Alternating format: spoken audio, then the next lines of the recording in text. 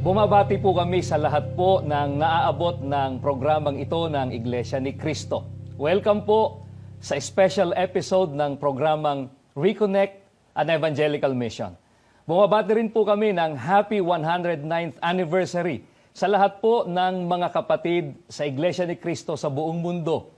Lalo na po sa mga kapatid natin na sumusubaybay dyan po sa distrito ng Paniquitarlac, sa distrito po ng Caloocan North, at sa distrito po ng Sarangani dito sa Pilipinas. At sa mga kapatid naman po natin na sumusubaybay dyan sa Hawaii Pacific at sa distrito po ng Mountain States, magandang araw po sa inyong lahat. Ako po si kapatid na Dan Omar Leibag at makakasama po natin sa pagkakataong ito ang kapatid na Bobby Fernandez. Maraming salamat kapatid na Dan. Kumusta po kayo mga ginigiliw na taga-subaybay? Inaasahan po namin na samahan niyo po kami sa buong panahon ng ating napakahalagang pagtalakay. Mga kaibigan, noong July 27, 2023, sumapit po ang Iglesia ni Cristo sa kanyang 109th anniversary ng paglitaw nito dito po sa Pilipinas. Sa tuwing ipinagdiriwang po ng Iglesia ni Cristo ang kaarawan ng Iglesia, hindi po kami nakalilimot na pasalamatan ang Panginoong Diyos sa mga tagumpay ng Iglesia ni Cristo sa lahat po ng larangan ng kanyang gawain. Halimbawa po ang patuloy na pagpapatayo ng maaayos na gusaling sambahan, hindi lamang po dito sa ating bansa, kundi maging sa iba't ibang panig ng mundo na may mga kaanib na Iglesia ni Cristo. At isa pa kapatid na Dan, na ito po ay maaaring napapansin din ng mga hindi pa kaanib sa Iglesia ni Cristo na kasama ang ating ipinagpapasalamat sa ating Panginoong Diyos, ang mabilis po na pagdami ng mga kaanib sa Iglesia ni Cristo, hindi lamang dito po sa Pilipinas, kundi maging sa ibayong dagat. Nakarating na po ang Iglesia ni Cristo sa 165 na mga bansa at teritoryo sa buong mundo at mahigit po na 150 na lahi ang mga kaanib nito. Tama po kapatid na Bobby. Kaya mahalaga po mga kaibigan na bilang bahagi po ng paggunita ng Iglesia ni Cristo, ay may paglingkod po natin sa ating mga kababayan, kapatid na Bobby, kung bakit may Iglesia ni Cristo na lumitaw o nagsimula dito sa Pilipinas noong 1914. Kababi, ano po ang ating batayan sa pagsasabi po sa ating mga kababayan at sa lahat po ng nagsusuri sa Iglesia ni Cristo, na ang Iglesia ni Cristo ay ang bayan ng Panginoong Diyos sa ating panahon ngayon? Kaya po mga kaibigan, samahan po ninyo kami. Inaanyayahan po namin kayo na subaybayan po ninyong mabuti ang gagawin po naming pagtalakay. Kapatid na Bobby, kanino po bang kagustuhan na lumitaw o bumangon dito po sa Pilipinas ang Iglesia ni Cristo sa mga huling araw na ito? Ang mabuti po ay basahin natin ng isa sa mga hula o mga paunang salita ng ating Panginoong Diyos na nakasulat po dito sa Isaias 43:5 hanggang 6. Huwag kang matakot sapagkat ako'y sumasayo. Aking dadalhin ang iyong lahi mula sa silanganan at pipisanin kita mula sa kalunuran. Aking sasabihin sa hilagaan, bayaan mo, at sa timugan, huwag mong pigilin. Dalhin mo rito ang aking mga anak na lalaki na mula sa malayo at ang aking mga anak na babae na mula sa mga wakas ng lupa. Ang binasa po namin sa inyo, mga mahal na taga-subaybay, ay paunang pahayag ng ating Panginoong Diyos sa panahon pa po ni Propeta Isaias. Ang sabi ng Panginoong Diyos, aking dadalhin ang iyong lahi mula sa silanganan. At ang lahi na tinutukoy, kapatid na Dan, ay sila rin po ang mga anak ng ating Panginoong Diyos na magmumula po sa mga wakas ng lupa. Kapatid na Bobby, may mga binanggit po sa mga talata ng Biblia na binasa po kayo na kailangang linawin din po sa pamamagitan po ng Biblia. Mga kaibigan, sana po ay nasubaybayan po ninyo. Una po, ang banggit, dadalhin ng Panginoong Diyos ang kanyang mga anak na lalaki at babae. Ikalawa, sila ay magmumula sa silanganan. At ang ikatlo po, ang panahon ng pagdadala sa kanila ay sa mga wakas ng lupa. Kapatid na Bobby, isa-isahin po natin ang pagtalakay sa mga nabanggit. Alin po ang tinutukoy na pagdadala ng ating Panginoong Diyos sa kanyang mga anak na lalaki at babae? Basahin po natin ang pahayag ni Apostol Pablo dito po sa unang Korinto 1:9. Tapat ang Diyos na tumawag sa inyo upang makipag-isa sa kanyang anak na si Jesucristo ang ating Panginoon.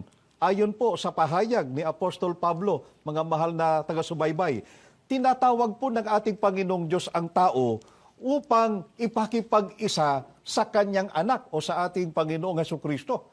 Kaya ang katumbas po ng pagdadala ng ating Panginoong Diyos sa kanyang mga anak na lalaki at babae ay ang pagtawag niya, kapatid na Dan, gaya ng nalalaman mo. Opo. Ang pagtawag ng Panginoong Diyos sa kanila upang sila po ay dalhin sa ating Panginoong Jesucristo o maging tunay na alagad niya. Kapatid na Bobby, bakit po kaya kailangan pang tawagin ng ating Panginoong Diyos ang tao upang dalhin sa ating Panginoong Jesucristo? Kaya po itinatanong ko po yan sapagkat mga kababayan, marami po kasi ang nag-iisip na hindi ba maaaring sumampalatayan na lang ang tao sa ating Panginoong Jesucristo upang maging kaisa niya o tunay na sa Kanya? Mahalagang tanong yan, kapatid na Dan. Kaya mismong ang sagot ng ating Panginoong Jesucristo ang ating babasahin dito po sa Juan 6:44. Walang taong makalalapit sa akin maliban ng ang amang nagsugo sa akin, ang sa kanya'y magdala sa akin at siya'y aking ibabangon sa huling araw. Maliwanag po, mga mahal na taga-subaybay, na itinuro po ng ating Panginoong Jesucristo na ang tanging paraan upang ang tao ay makalapit sa Kanya at maging kaisa niya ay ang tao'y dalhin sa Kanya ng ating Ama, kapatid na Dan. Kaya nga po mga kababayan, ang mga tao po na dinala ng Panginoong Diyos sa Panginoong Jesucristo ay ang mga binabanggit sa hula ng mga anak ng Diyos na lalaki at babae na lilitaw sa silanganan. Ay kapatid na Bobby, ano po ang katumbas ng banggit po sa talata ng Biblia na silanganan? Mga kababayan, na ang banggit nga kanina ay rito lilitaw ang mga anak ng Diyos na lalaki at babae na sila rin po ang magiging mga tunay na alagad ng Panginoong Jesucristo. Mabuti, balikan natin ang binanggit natin na paunang salita o hula ng ating Panginoong Diyos dito po sa Isaiah 43:5. Mula sa malayong silangan ay dadalhin ko ang iyong lahi, at mula sa malayong kanluran ay titipunin kita. Malinaw po mga mahal na taga-subaybay na ang mga anak ng Diyos na lalaki at babae ay magmumula po sa malayong silangan. Kaya tiniyak po kung saan sa silangan, kapatid na Dan. Opo. Dahil sa kagaya ng nalalaman mo, malawak po ang silangan. Opo. Pero sa Biblia, nakasulat po na ito ay lilitaw, ang mga anak ng Diyos na lalaki at babae, ay lilitaw po sa malayong silangan. Kapatid na Dan, Opo. natupad ang hulang ito o paon ng salita ng ating Panginoong Diyos. Dahil sa ang Iglesia ni Cristo po ay lumitaw dito po sa bansang Pilipinas, bunga po ng pangangaral ng kapatid na Felix Y. Manalo, ang kinikilala nating sugo ng Diyos sa mga huling araw. Tama po, kapatid na Bobby. Mga kaibigan, bagaman alam na po ng marami na ang Pilipinas, na dito nga po nagsimula ang Iglesia ni Cristo, ay nasa malayong silangan, mabuti po, alang-alang po sa ginagawa po nating pagtalakay at sa kapakanan po ninyo, mga ginigiliw po naming mga taga-subaybay, siguro po, kapatid na Bobby, ay magpakita po tayo ng mga katunayan na ang Pilipinas nga po ay matatagpuan sa rehiyon na kung tawagin po ay malayong silangan. Ang isa sa mga katunayan, kapatid na Dan, mga mahal na taga-subaybay, ay ang nakasulat dito po sa aklat na ito, Asia and the Philippines, na isinulat po ng isang paring Eswita na si Ginoong Horacio de la Costa sa pahina 169 po. Ganito ang pahayag. Hindi maaaring mawalan ng kabuluhan na ang bansa na halos nasa gitnang paggeografiya ng malayong silangan na ito ay ang Pilipinas ay siya ring bansang kinatatagang mabuti ng Kristyanismo. Pinatutunayan po ng aklat na ito, mga mahal na taga-subaybay, na ang Pilipinas po ay nasa gitnang panggeografiya ng malayong silangan. Kaya, kapatid Adan, ang paglitaw po ng Iglesia ni Cristo sa Pilipinas ay hindi po nagkataon lang eh. Mga mahal na taga-subaybay, ito po ay gawaing itinakda na ng ating Panginoong Diyos na mangyari. Pinanukala na po ito ng Diyos noon pa. At mahalaga, kapatid Adan, na matandaan po ng mga nagsusuri na hindi lamang ang dakong pagmumulan ng mga anak ng Diyos na lalaki at babae ang nakatakdag, Opo. nakasulat na sa Biblia, kundi maging yung panahon ng paglitaw, kapatid Adan. Tama po, kapatid na Bobby. Mga kaibigan, ayon po sa binasa po natin kanina sa Isaias 43:6, ang pagbangon o pagtawag sa mga anak ng Diyos sa malayong silangan ay sa panahong mga wakas ng lupa. Na ipangako po namin sa inyo kanina, nabanggit po natin sa kanila kanina, kapatid na Bobby, na lilinawin po namin sa inyo sa pamamagitan po ng Biblia ang ukol po sa panahon na tinatawag ng Biblia na mga wakas ng lupa.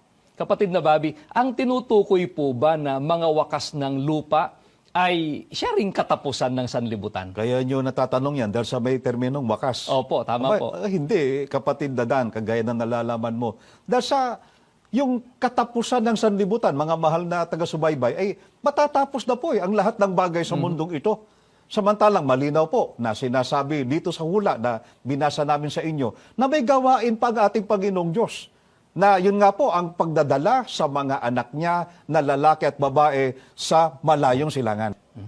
Kailan po kung gayon, kapatid na Bobby, ang panahong tinatawag ng Biblia na mga wakas ng lupa? Mga kaibigan, paano po natin malalaman kung ang panahon ng mundo ay nasa mga wakas na ng lupa?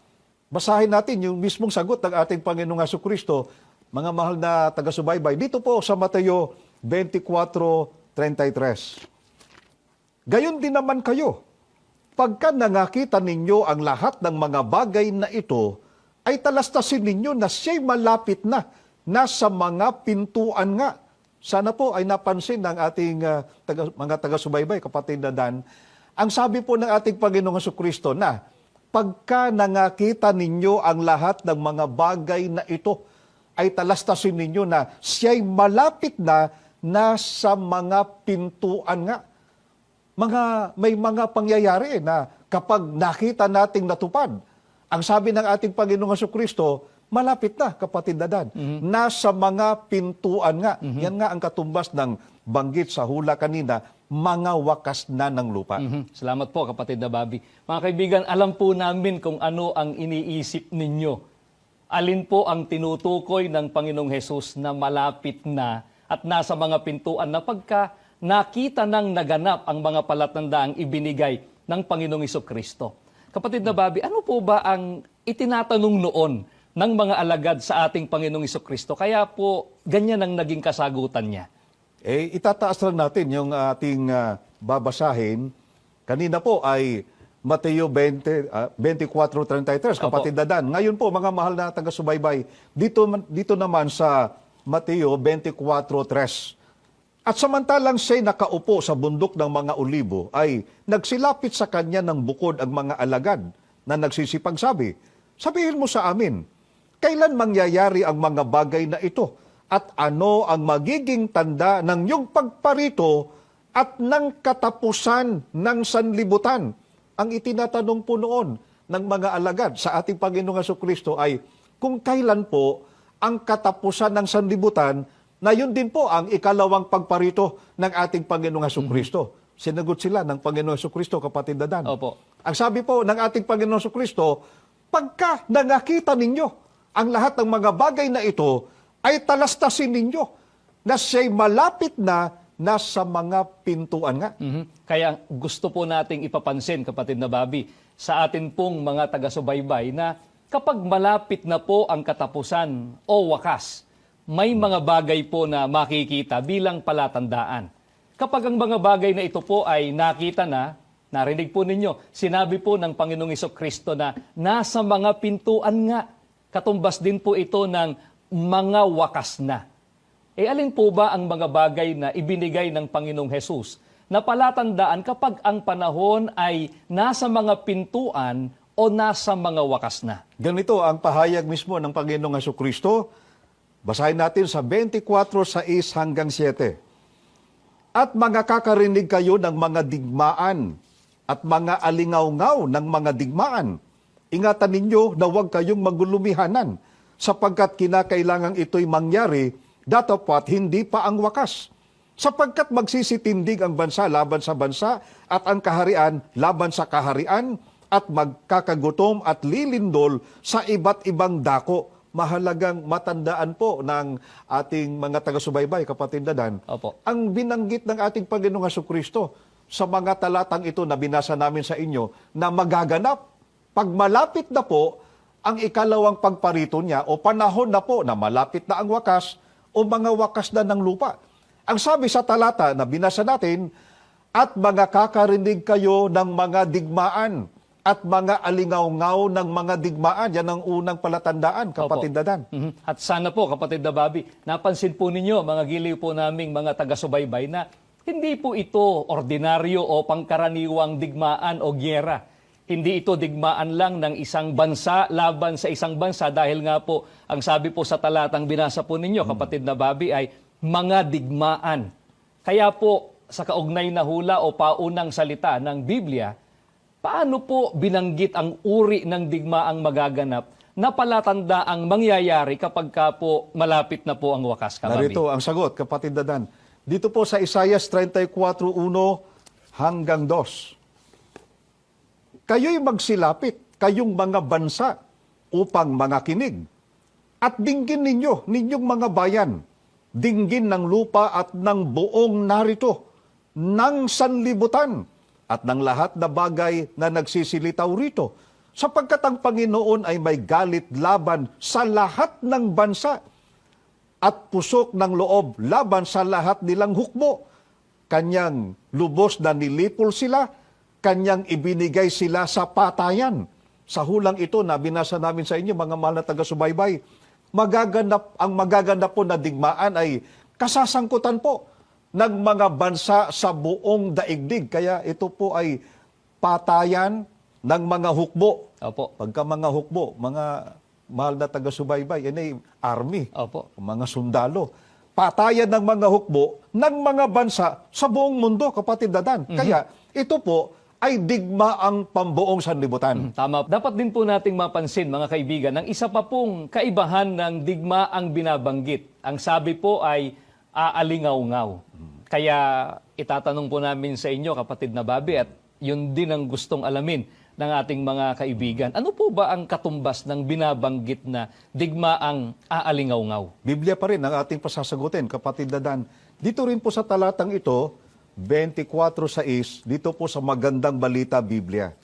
Makaririnig kayo ng alingaw-ngaw ng labanan at ng mga balita tungkol sa digmaan.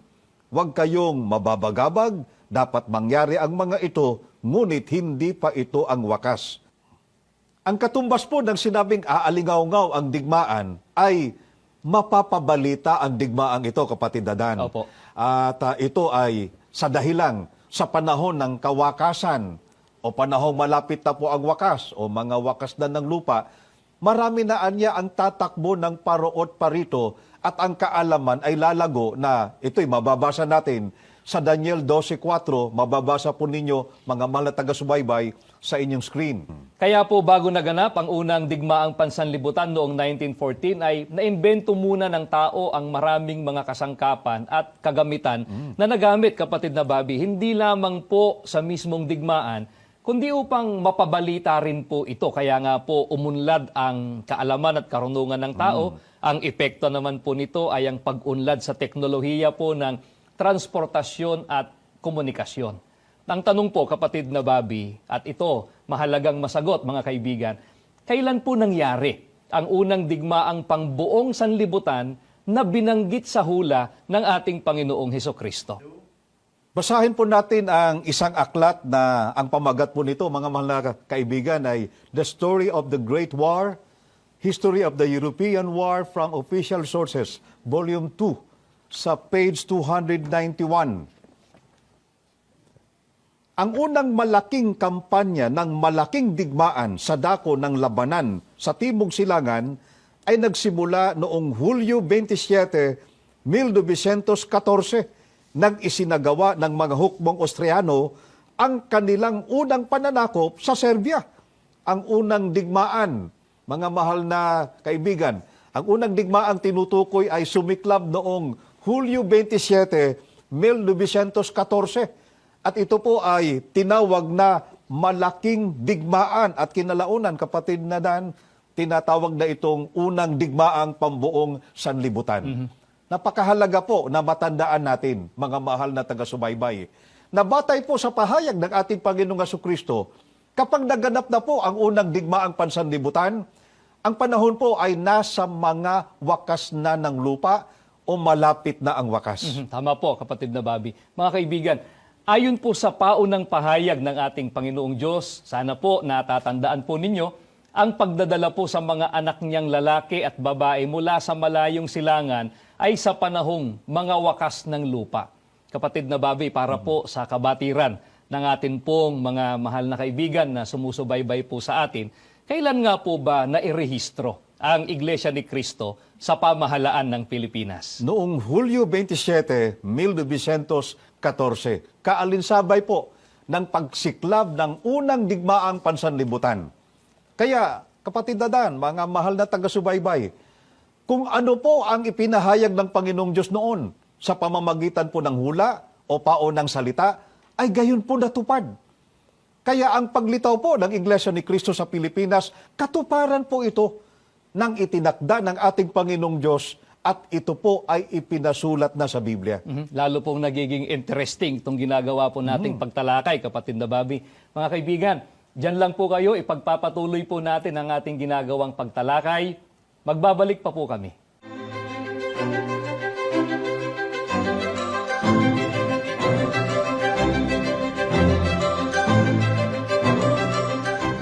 Nagbabalik po ang special episode ng programang ito ng Iglesia ni Cristo, Reconnect an Evangelical Mission. Ang tinatalakay po natin ay ang paglitaw ng Iglesia ni Cristo sa Pilipinas noong 1914 ayon po sa paunang pahayag ng ating Panginoong Diyos. Alam na po ng maraming mga nagmamasid na ang Iglesia ni Cristo na ating ipinaglilingkod sa kanila, kapatid na Bobby, ay nakarating na po sa malayong kanluran at sa iba't ibang panig pa po ng mundo. Kaya nga ito po ay nakatatag na sa 165 mga bansa at mga teritoryo. At sigurado po, kapatid na Bobby, na interesado po ang ating mga kaibigan, ang ating pong mga taga-subaybay na malaman kung meron din po bang hula o paunang pahayag ang ating Panginoong Diyos patungkol po sa paglaganap ng Iglesia ni Cristo sa malayong kanluran at sa iba't ibang panig pa po ng mundo. Meron, kapatid na Dan at mga mahal na taga-subaybay.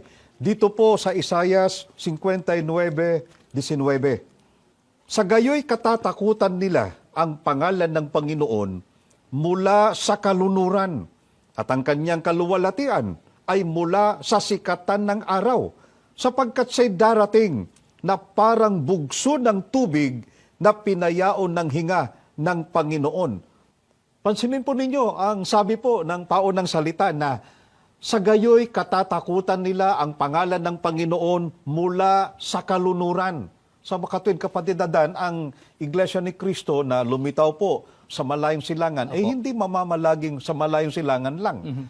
Nakatakda po sa paunang salita ng ating Panginoong Diyos na kapag ang gawaing ito na nagsimula po sa sikatan ng araw o malayong silangan ay maluwalhati na, makararating po ito sa kanluran. Kapatid na Bobby, gusto lang po naming itanong po para sa kapakanan ng ating mga taga-subaybay. Ano po, saang bahagi po kaya ng kanluran magsisimulang makarating ang gawain ng ating Panginoong Diyos na manggagaling po sa malayong silangan? Mahalagang tanong yan dahil sa malawak din ang kanluran, Opo. kapatid na Dan. Pero tinityak po ng paunang salita ng ating Panginoong Diyos. Balikan po natin dito po sa Isaias 43:5, kung saan sa kanluran magsisimula po ang pagtitipon ng mga anak ng Diyos sa kanluran. Ito po ang pahayag. Mula sa malayong silangan ay dadalhin ko ang iyong lahi, at mula sa malayong kanluran ay titipunin ko kayo. Sa makatwid, mga mahal na taga-subaybay, kung may paunang pahayag po ang Panginoong Diyos tungkol sa pagdadala o pagtawag o paglitaw ng kanyang mga anak na lalaki at babae sa malayong silangan, ay meron pong paunang salita rin ng ating Panginoong Diyos tungkol po sa pagtitipon sa malayong kanluran ng mga lingkod ng ating Panginoong Diyos na nagmula po sa malayong silangan. At upang lalong makita po, kapatid na Bobby, ng mga kaibigan po nating nagsusuri ang katuparan po ng ating tinatalakay, ipaglingkod din po natin sa kanila kung ano po ang bumubuo sa banggit na Far West o malayong kanluran na roon po ay itinakda ng ating Panginoong Diyos ang pagtitipon ng mga lingkod niya na nagmula sa malayong silangan. At paano po ito nagkaroon ng katuparan? Mabuti, basahin po muna natin ang nakasulat dito po sa World Almanac 1976, edited by George A. Delury, sa page 88. Ito po ang ating mababasa, mga mahal na taga-subaybay. Malayong kanluran, California, Nevada, Oregon, Washington, Alaska, Hawaii. Ang binabanggit po dito sa binasa nating aklat ay mga estado po ng Amerika na nasa kanlurang bahagi nito. At gaya ng sinabi po sa aklat, ang mga ito ay nasa malayong kanluran. At mapapansin natin, kasama dyan, kapatid na Dan, ang California Opo. at saka Hawaii. Opo. Ang tanong po, kapatid na Bobby, mga giliw po naming mga taga-subaybay, natupad din po ba ang itinakdang ito ng ating Panginoong Diyos na makarating ang Iglesia ni Kristo sa mga nabanggit na dako sa malayong kanluran?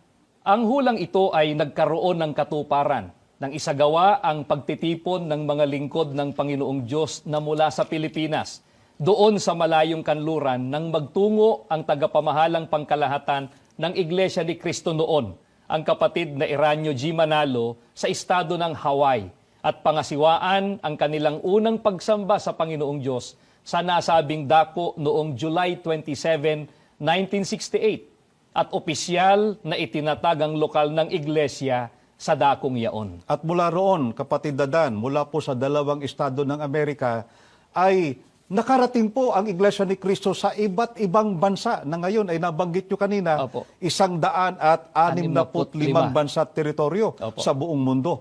At ang mabilis at napakalakas na gawaing ito, kapatid Dadan, ay katuparan din ng hula o paon ng salita ng ating Panginoong Diyos, yung binanggit natin kanina o nabasa natin kanina, na ang pagdating o ang gawain doon sa malayong kanluran ay parang bugso ng tubig na pinayaon ng hinga ng Panginoon. Kaya hindi po totoo, kapatid na Bobby, na ang Iglesia ni Cristo na nagsimula po sa Pilipinas noong July 27, 1914 ay isang Filipino church lamang. Mga kaibigan, maaaring sabihin po ng iba na marami namang iglesia o relihiyon na nagsimula sa Pilipinas. Bakit po natin natitiyak, kapatid na Bobby, na ang Iglesia ni Cristo po ang kinatuparan ng mga anak ng ating Panginoong Diyos na magmumula sa malayong silangan sa mga wakas ng lupa? Napakahalagang tanong yan, kapatid Dadan. Doon sa binasa natin kanina, Isaiah 43:5 hanggang 6, itutuloy lang po sa talatang 7 ay tinitiyak po doon sa paunang pahayag ng Panginoong Diyos kung anong pangalang itatawag sa mga anak niya na lalaki at babae. Pansinin po ninyo, mga mahal na taga-subaybay, 43:7 ng Isaias. Bawat tinatawag sa aking pangalan at yaong aking nilikha ay sa aking kaluwalhatian. Yaong aking inanyuan, oo, yaong aking ginawa. Ayon po sa pahayag na ito ng ating Panginoong Diyos, bawat tinatawag sa aking pangalan. Mapapansin po natin, kapatid na Dan at mga mahal na taga-subaybay, hindi po personal na pangalan ng Diyos Tama po. ang itatawag sa kanila, kundi yung pangalang ginawa ng ating Panginoong Diyos. Ang pangalang ginawa ng Panginoong Diyos, yun ang itatawag sa mga anak ng Diyos na lalaki at babae na lilitaw po sa Pilipinas noong 1914, kaya hindi po ito maipagkakamali sa ibang relihiyon o pangkatin ng pananampalataya. Kaya ang kasunod na pinaka-logical na question po, kapatid na Bobby, ay ano po ang pangalan na ginawa ng ating Panginoong Diyos na siyang itatawag sa kanyang mga anak na lalaki at babae na nagmumula po sa malayong silangan? Biblia rin ang sasagot, mga mahal na taga-subaybay. Dito po sa Gawa 2:36, pakatalasasin nga ng buong angkan ni Israel na ginawa ng Diyos na Panginoon at Kristo itong si Jesus na inyong ipinako sa krus. Malinaw po na ang pangalang Kristo ay ginawa po ng ating Panginoong Diyos. Kaya, tatawagin po ang mga anak ng Diyos na lalaki at babae, tatawagin sa pangalan ni Kristo o sunod sa pangalan ng ating Panginoong Jesucristo. Kaya, kapatid na Bobby, papaano po kung itawag ang pangalan ng ating Panginoong Jesucristo sa mga anak ng ating Panginoong Diyos? Biblia rin ang ating pasasagutin, mga mahal na taga-subaybay. Dito po sa Roma 16:16, ganito po ang pahayag. Magbatian kayo ng banal na halik. Lahat ng iglesia ni Kristo ay bumabati sa inyo. Kaya tiniyak po ng Panginoong Diyos doon sa kanyang paunang pahayag na ang kanyang mga anak na lalaki at babae na magmumula sa malayong silangan sa panahong mga wakas ng lupa ay tatawagin po sa pangalang nilikha o ginawa ng Diyos. Yan nga po ang pangalang Kristo. Tatawagin po sila sunod sa pangalan ng Panginoong Jesucristo o tatawagin po na Iglesia ni Kristo. Salamat po, kapatid na Bobby. Mga kaibigan, kaya po sa katuparan, ang Iglesia ni Kristo po ang ipinangaral ng kapatid na Felix Y. Manalo at siya ring pangalang ipinarehistro sa pamahalaan ng Pilipinas. Nangyari po ito sapagkat hindi pa po lumilitaw ang Iglesia ni Kristo, itinakda na po ng mga banal na kasulatan, una, saan ito babangon, kailan ang panahon ng pagbangon, saan ito makararating at kung ano po ang pangalang itatawag dito. Ito ang isa sa nagpapatunay, kapatid na Dan at mga mahal na taga-subaybay, na ang paglitaw po ng Iglesia ni Kristo sa Pilipinas noong 1914 ay kalooban po ng ating Panginoong Diyos. Pinanukala ito ng Panginoong Diyos. Nakatakda po, nakasulat po sa Biblia. Kaya ang mga kaanib sa Iglesia ni Kristo, ang kinikilalang mga anak ng Diyos na lalaki at babae sa mga huling araw na ito. Mga kaibigan, bakit po ba mahalagang ang tao ay mapabilang sa mga kinikilalang anak ng Panginoong Diyos? Ano po ba ang kapalaran ng maging anak ng Diyos? Pakinggan po ninyo ang pahayag ni Apostol Pablo. Dito po sa Roma, sa 8:17, ganito ang kanyang sinasabi. At iyamang mga anak, tayo'y mga tagapagmana ng Diyos at kasamang tagapagmana ni Kristo, sapagkat kung tayo'y nakikipagtiis sa Kanya, tayo'y dadakilain ding kasama Niya. Kaya kapatid na Dan at mga mahal na taga-subaybay, isa po ito sa mga pangunahing dahilan. Kaya kami po ay sumasampalatayang napakapalan po ng mga taong naging kabilang sa gawaing ito na aming kinaaaniban. Kinikilala po ng mga anak ng Diyos at ang mga kinikilalang mga anak ng Diyos ay tagapagmana po ng ating Panginoong Diyos at kasamang tagapagmana ni Kristo. Alam natin na ang kanila pong mamanahin ay ang kaligtasan at ang buhay na walang hanggan. Kaya kinikilala po naming napakalaking biyaya ang aming tinamo nang kami po ay tawagin ng ating Panginoong Diyos sa loob ng Iglesia ni Kristo. Ang pinakahahangad po namin, mga kaibigan, na kayo po ay makasama namin sa loob ng Iglesia ni Kristo upang magkasama-sama tayo sa tunay na paglilingkod sa Panginoong Diyos at sa pagmamana ng kaligtasan at buhay na walang hanggan. Salamat po sa ginawa po ninyong pagsubaybay. Samahan po ninyo kami sa isang panalangin.